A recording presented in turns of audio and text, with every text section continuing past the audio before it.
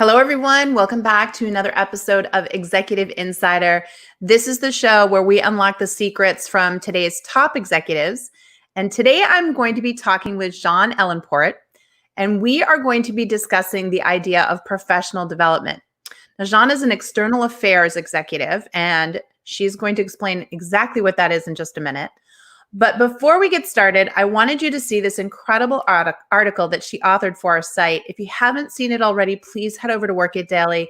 It's 5 professional development tips to up your career game. It is extremely timely. It was written during the crisis, but honestly, it's going to be one of those pieces on our site that I think is evergreen because the advice that she's giving to you today as executives is truly invaluable. So I don't want to wait anymore. I want to get started. Let's bring her right up on the screen.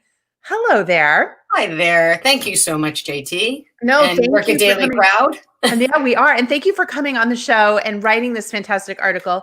Of course, I told you before we started today that you were going to explain to everybody the journey of becoming an external affairs executive. So walk us through that to begin. So I really think it's important for people to think outward. Even when their job is insular and into a company, they always have to have that visionary and looking external. So an external affairs specialist is someone who can look at the external from all different points. So I have communications in my background. I have development and fundraising in my background. Mm-hmm. I have outreach and programming in my background. I also have government relations in my background. And then I've tied it all together also with finance and operations. So it's really someone that can come and cross-tabulate, cross-functional, look at everything, and how do we portray ourselves as an organization, a company to the outside. Wow. And obviously that's such a fascinating journey to get there, but what is it about that you think is so important in terms of, those are very diverse sections of an organization, right? I mean, most people become sort of a niche in one vertical aspect, but you're looking at all of them. Why is that important? Because take a nonprofit who is struggling in these days and times with their messaging on a development piece. And their communications people are talking to reporters and trying to drum up media online, in print, and one doesn't talk to the other. Mm-hmm. Therefore, their messages are different. Mm. And so I can help people and help organizations bridge that gap. You know, messages are different for every audience and every stakeholders, but they also have to have a running theme through them. So what is that theme? What is the strategy we as a company, we as an organization want to have? And how do we portray it to our different stakeholders, but out on the external facing? I love that. And you know what? It's so funny because you could put yourself in a situation where you think the messaging is ideal for one branch of the organization, but it's actually counterproductive for another. Or like you said, one's going in one tangent and it's another, and the messages conflict, right? So it's that theme, like you said, and making sure everyone's on the same page. I love that. And obviously that ties us in nicely to this idea of professional development, because as you pointed out in the article, you didn't get where you were without being passionate about professional development. So let's start with when you figured out that was pretty important. It's interesting. I actually figured it out pretty early in my career because I didn't want to pigeonhole myself in an industry. My background is very varied in industries, but I wanted to make sure that I understood my craft. Mm. So 10 years after graduating with my BA in political communications with child and utero, I went back and got my MBA. Mm-hmm. So that was my first big step in professional development. And at that point, I really thought that every job that I have, especially as a manager, you have to grow on a daily basis. Mm. I haven't had the career I've had because I've been able to broaden myself and learn and continue to learn. You know, that thrust of learning and that zen for learning is so important in everyone. And I find it makes a better employee. I find that if an employee wants to come into the office or remote these days and is excited about sharing what they just learned in a class or demonstrating a new skill, like that's great. And that's going to make a happy employee. Completely agree with you. And so that sets up for, explain this to me. That makes sense. We have all these executives out there saying we need to give professional development to our people, but they don't think they need it for themselves. What is up with executives getting to a certain level and deciding, I've done all the professional development that I need. And why are you so passionate? Because I know this is a big point with you, that executives have to keep pushing with this beyond the MBA, beyond the PMP, like we were talking about, ongoing, constant professional development. Talk me through that. Because we're lifelong learners. And even at that C-suite level, even as the CEO of a major Fortune 100, if you're not learning every day, then you're not doing the best for your company. I have a great story. This is probably 15 years old.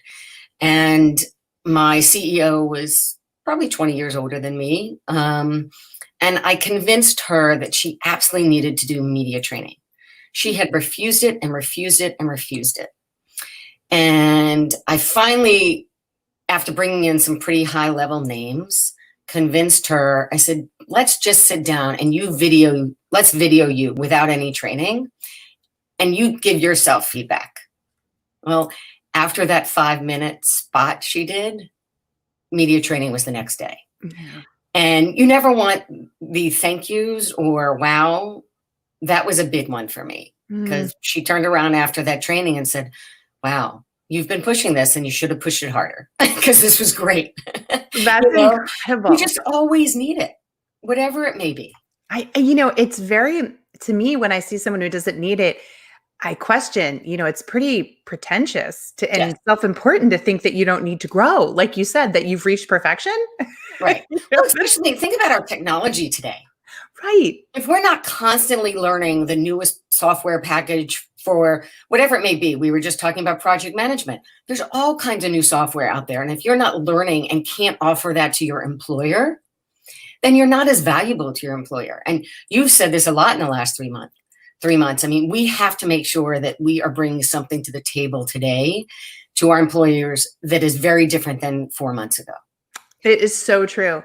And, I hate to say it, that a silver lining to a pandemic is that all those executives that didn't think they needed it are now rethinking that strategy. But what do you say to the executive that just says, I'm tired. I just don't want to anymore. I just want to coast through the last 10 years of my career. I don't want to do this stuff. I've lost my enthusiasm or curiosity for learning. What do you think about that? I would say find their passion, because there's, in the article, I talk about professional development for your career and professional development as you as an individual. And so some of my passions are cooking and photography. And so one of the things I've done the last 4 months is take some online cooking classes. Yeah. And so I find passionate, happy house is a happy, if you're happy at home, you're happy at the office. Totally. And unfortunately, in today's time, they're one and the same. But I think it's really important that if you're not happy in your job and you're tired and you just want to coast through life, find something you're passionate about, because then that passion will come to the office. I completely agree. I've been pushing a ton of people who are feeling that way right now. You need a new hobby. Right. You need something, just go find something. It doesn't even have to be work related, because to your point, you're really sparking that in them, and hopefully it'll come back. Right. So we're talking about this need for professional development. It's clearly evident. You're somebody that supports it from a budget standpoint. Hearing about a lot of pushback on this, though. We've got companies that are cutting expenses everywhere and thinking, okay, you know what? Professional development is something the employee should do for themselves. But you're a big advocate for this must happen. You tell this in the story that it was a non-negotiable in your article. Right. Why? And how do you make the case as an executive to say it's a non-negotiable for your people? One is that it takes 7 times more money and effort to train someone new and a new employee. So bottom line, right? We want happy employees, and we want our employees to be able to learn and grow. And as you just said, if an executive even isn't satisfied and is tired, what are they going to be able to give our company? So for me, it was always the argument and the case of, I want to keep this person. And I know they could walk. And again, we're at different times today, but I think it holds true even more today. I want to make this person happy. I want to see this person grow, whether they have been around for 30 years or they're just out of college. So what can we do? And I'll tell you, one of the things that I would do if money was truly an issue and I was pretty good, and it goes to my external affairs strategy, about finding money from other buckets, make friends with other departments and then pull. But if you can't, I always find an employee would prefer to put a little of their own cash in the bank for this class than not have the opportunity to take it. And then that shows that, oh, my employer is really trying. We can't afford the full thing right now.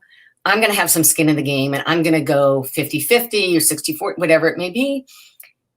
And also the employee then has a real zest for the class. You know, it's something they want to do. It's something they want to learn. And it's something that would benefit the company or organization. I love that idea of the employee really has skin in the game if they pay a little something. So you're making sure they're interested. How do you feel about some of the companies? I hear all the time about Google that allows people 10% of their time to be towards professional development. What do you think about even companies just saying, look, X hours a week you can spend finding things online to learn and grow as opposed to doing your job? I mean, I think it's fabulous. We've gone that way on the philanthropic end of things. On the philanthropic end of things, and companies a lot are enabling employees to take time off to do philanthropy. And so this is the same kind of thing. Yep. I think professional development is the same as philanthropy. And there are a lot of companies, big, small organizations, big organizations that are allowing companies to, or people to do that. I think they see the return on investment.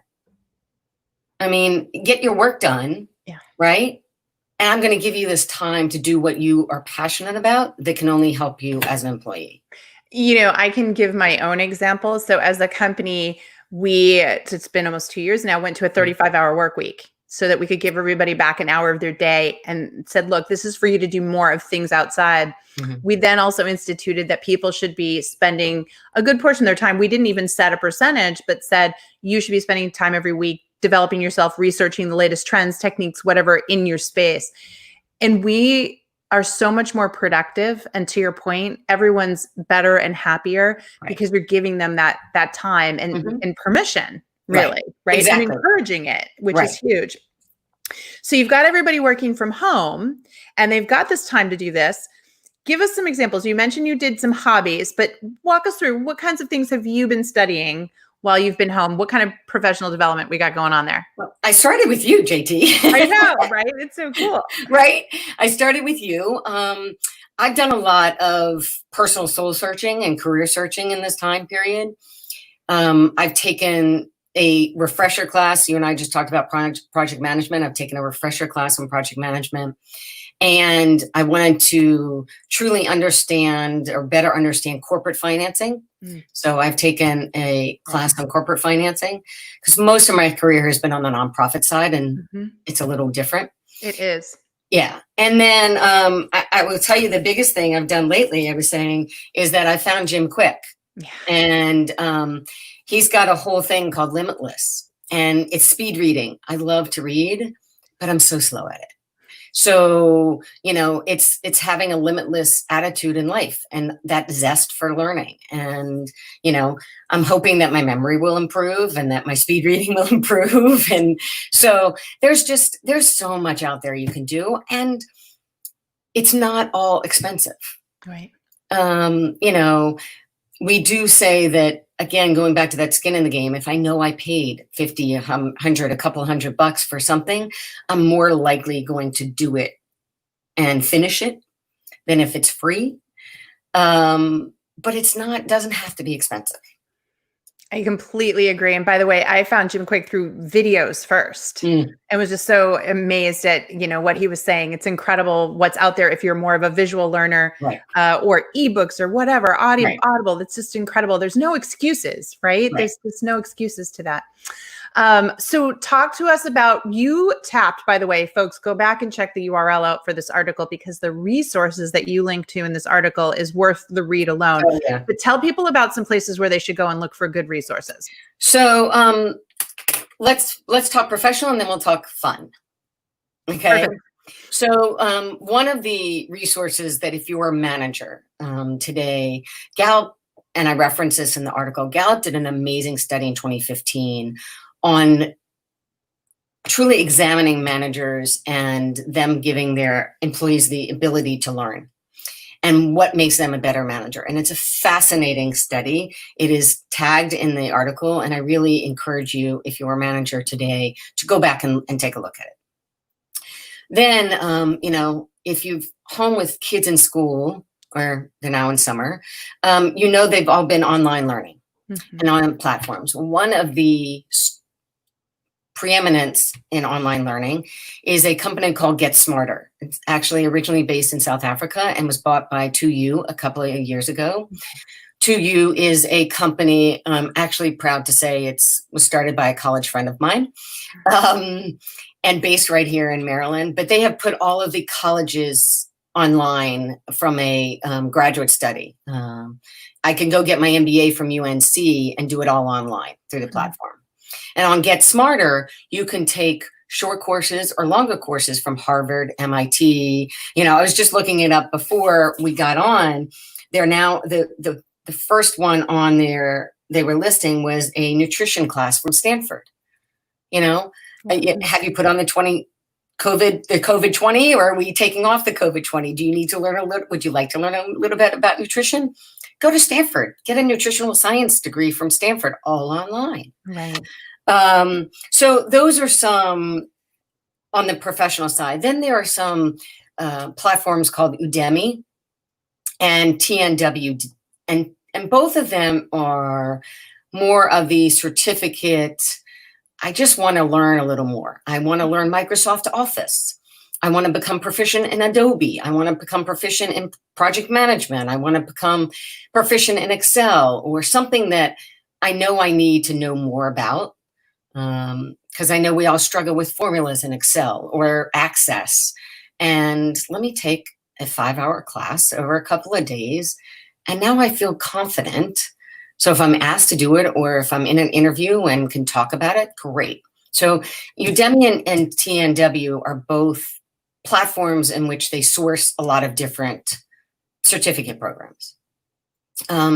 So those are the professional. And then I always want people to remember their professional societies. So ASAE, American Society for Association Executives, has a huge platform for training. I'm also a member of PRSA, Public Relations Society of America. They have training. AFP, Association for Fundraising Professionals, the AMA, American Marketing Association. All of these professional societies and associations all have their own trainings. And some of them have their own certificates. Whether you're meeting planning and you want to get your CMP, which is a certificate in meeting planning, or you're an association exec and you want to get your CAE and a certificate in association exec, or, there's all different acronym initials after your name. If you want to add them, there's plenty out there. It's so true. They got 5 of them in HR alone. Right. Correct. Yeah. Go to SHRM. SHRM's got great classes. So I would definitely look at your associations, and obviously classes are much cheaper if you're a member of that association, and sometimes they're free. And so that's on the professional side. Then we've got this whole thing. We've been stuck in our houses for 4 months, going stir crazy. I keep on saying, thank gosh, it's spring and summer and it hasn't been winter, because a lot of us are outside. But I picked up a couple of things that I so enjoy doing that I've gotten to learn more about. And one of them is cooking. And I found America's Test Kitchens, and you can sign up and you can take a class on spices, or you can take a class on crepe making, or you can take a class on Indian cooking, whatever it may be. And then your family benefits from it. Like, it's a win-win, So totally there's so many sources out there. I always look, being that we are right outside of DC, Smithsonian Associates is an organization, part of the Smithsonian. You can become a member of Smithsonian Associates. And now, since all their classes are online, you can be a member anywhere and take advantage. And they have some, as you can imagine, amazing classes. And some of these classes are 1 session, 2 hours. Some of them are over days, or some of them are once a week for a couple of weeks. But it's about finding your passion and fueling that on the personal side. You are so inspiring right now, because if anybody's going to admit how much binge watching they've all been doing, probably my husband was joking the other day. He said, I don't think I have anything left to watch on Netflix. Oh, He was saying to himself. And this is the point, right? How about if we just pull a little of that off and put it towards this? People might feel inspired. well, I have to say, it's funny because my 20-year-old one day wanted to know why I was on Zoom all day, because I don't have a full-time job right now. And she's like, Mom, why are you on Zoom all day? And I said, because I'm learning. Would you like to see what I'm doing? And, she's like, oh, that's really cool. And so I got her into doing something that she hadn't been doing. So question around that, because the other thing that I wonder is, will active learning like this in classes maybe lead to networking too? Have you had any networking success through it? Yes, it definitely has. And I can tell you, even through your website, JT, I've had people reach out to me. And try and connect. I think I have a call with someone that found me through your website and then LinkedIn. And then on the Limitless education piece that we're doing online, I've had people, I woke up this morning to 4 different comments from all over the world. And 2 of them I'm now in a chat with. Yeah. All in the same line of work or so. And one's completely not, one's in construction. So it's fascinating. Right. And yes, and I'm a big networker, so it's that I feel like is a byproduct that people aren't even thinking about. Correct. Especially with if there's some intentionality in bridging the gap, even in different generations, for example. So now there's a great way for all generations to be in the same class, like you said, Correct. Same project management or whatnot, and just to hear different points of views and to learn how to connect. We've been so busy in our own silos for work. I think this disruption is creating a powerful opportunity with this, for sure. So if you had to pick a favorite moment, I just want to go back in your own work history really quick. A favorite moment in time where you realized professional development paid off for you in your job. Does one come to mind to put you on the spot? So if anyone goes to look at my LinkedIn history, you'll see that I have been in a lot of different industries. But I always bring experience and background. I say you can always learn an industry, you can't learn a craft. Right. Well, I went to work for a military organization, having known nothing about the military. Had a couple of family members that were in the military, but we were dealing with a number of different branches, and they all have different ranks and names and whatnot. And I took a class on military etiquette. Oh, wow. Yeah. And so I learned the ranks, and I knew what to recognize on someone's shoulders when I was walking through the Pentagon, and how to address them, and what, and it was a huge moment for me, because we came to a conference and someone said, well, what branch of the military were you in? And I said, never been. Thank you for serving. I have never served myself, but I really admire you. And they're like, but you know us all. And I said, yeah. I said, thank you. I appreciate that. Yeah, that is amazing. And so, and I've done that because I've been in so many industries. You kind of have to immerse yourself in the industry. Mm-hmm. And so, and you either want to do it and be successful at it or not. And if you're not going to do it, you're not going to be a happy employee. I completely agree with you on that. Along the same lines, you've done enough professional development to know when a program seems like it's going to be good and effective, and when it's going to be a waste of somebody's time. So talk us through that. What are some things people should be on the lookout for to make sure that it's a good quality program or match for them? I think interaction, especially in today's world with technology, interaction is very important. I know the Get Smarter classes will put you in a cohort, just as my MBA cohort, which was in person, you now have an online cohort. And so you meet in that cohort online at least weekly, and you do all your projects together in that cohort. So if you're not having that interaction, if it's just someone talking to you through a webinar and you're taking notes and then you're passing a test, you may learn something, but you may not get anything out of it in the long run. Interesting. And it may not be worth your time as much.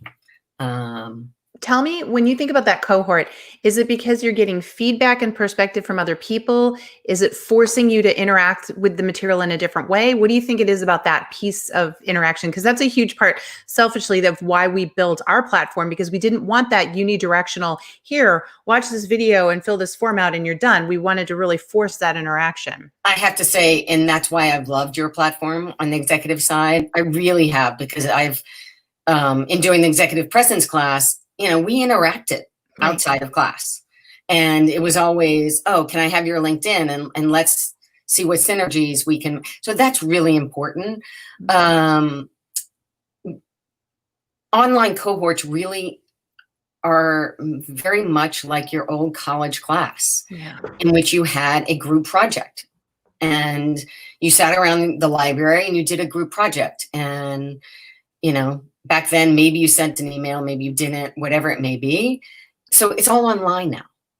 And you may get on a Zoom once a week with them, or it may just be a private chat in a Slack on a Google platform, Google Meetup or Google Doc, and you're all sharing information. So that's really important. I totally agree.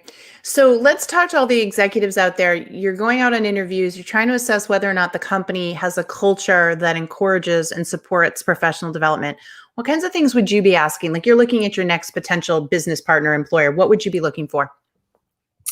I'd be looking for longevity and movement in staff, especially when you're talking about big companies. And whenever I interview, I like to talk to people in a company before I interview. I think it's really important if you can find them. And what support have they had to move up? I have been in a situation and inherited staff where they were put in jobs and never trained for them, and never given any professional development. And you could see it. You could see it in the morale. You could see it in me questioning them. You could see it in that output. And it wasn't on their, I felt bad for them. Sure. They weren't given the opportunity. But when given the opportunity, it was a whole different employee. So that's what, and depending on where you are in the ladder and how high you are, ask for a department budget before you interview. And so literally say, what do you allocate for professional development? What does that look like as part of the budget? Absolutely. Because again, today companies are always showing you what they do for philanthropy, because they're being graded on it per se. And so ask them on the other side, what are they doing for professional development? It's so funny. There was an article that came out today that talked about, the 6 provocative things that will come out of this crisis in terms of how businesses will be different. And number 6 was that, and it was music to my ears, was that companies would all bring in in-house career coaches designed to work one-on-one with staff to figure out their developmental needs and build development plans. Which I feel like ties with professional development. What do you think about that idea? Is that, they said provocative, and I'm like, what do you mean provocative? This is a must do in my world. Right. Completely must do. I think it's great. I think I will be interested to see what companies adapt and adopt it, what nonprofits are able to, and where the money is coming from. I think it will also, as an employee, say to me as an employee, you value me. You value what is here. You value what I give you as an employee and what product I produce. And that's really important. And that's going to make me get up and get on my computer every day to go to work. Yeah. Because that's where we're going to be for a little bit. That we are, right? And every job's temporary. So let me ask you this question. What if somebody is not, you've connected the dots so brilliantly in your career. You intentionally said, I'm going to know my craft, but I'm going to go and do it in a lot of different places to create this fluidity and this capacity, like you said, to look externally, which I love. Not everybody has that vision. What advice do you give to people right now that are saying, oh my gosh, I am stuck. I don't know where to look, and I'm not sure how I want to connect my dots. What would you advise them? A, I'm happy to always talk to anyone. You can reach out to me. But B, I would say write down what you want to do in the next 10 minutes, in the next 10 days, in the next 10 months, and 10 years. And look at that 10 months and 10 years and figure out if you've got the skills to get you there. I knew for myself that I eventually wanted to run a nonprofit or run an organization. And you can't do that without having the financial background, having the communications background. It's like an executive at Burger King. They start at the bottom. You have to wash dishes, and then you have to go to the front of the line and take orders, and then you have to be a a store manager and then a regional manager and then it's the same kind of thing. So I would say, what do you want to do? Look at it. Now's a great time. I know a lot of you are out of work and a lot of us are struggling, and I feel for everyone. I mean, like I've been unemployed since December. Right. And so I've used this time as an opportunity to go forward. Mm-hmm. Absolutely. Because there is so much is going to come out of this, which you as an executive understand. And I think a lot of other people don't, that there's going to be so much opportunity that comes out of this. And if you're looking for it, you'll find it. Right. But if you're not, you won't. So, all right. That being said, this 30 minutes went way too fast, but Yes. you said it. Where can people find you? Because they're now going to connect with you. So where do you want them to reach out? The best place is LinkedIn, and I am linkedin.com/JEANNEELL, I as in Nancy, P as in Peter, ORT as in Tom. Excellent. And we'll put that link up there too for everyone as well. That was amazing, but I always give our guests the last word. So final thoughts, what do you want people to take away the most from today? I want you to have passion in your life. I want you to wake up every day and know that there's something that's going to excite you in doing and learning, and be a lifelong learner. And thank you, J.T., for all that you have done, because seriously, your platform has been phenomenal. Oh, well, thank you so much. But thank you for creating this article and just, again, sharing your story. Folks, I hope that you will go and follow her, connect with her on LinkedIn. As you've seen, I love your career path because you just proved to everybody how you took a specialty, a craft, but created this diversity, right? Which is that beautiful blend of specialist and generalist. So again, I hope everybody reaches out because you are amazing. And thank you again. All right. And thank you, everyone, for another episode of Executive Insider is in the can. We'll see you next time. And remember what I always tell you, if you want to win, you got to work it daily.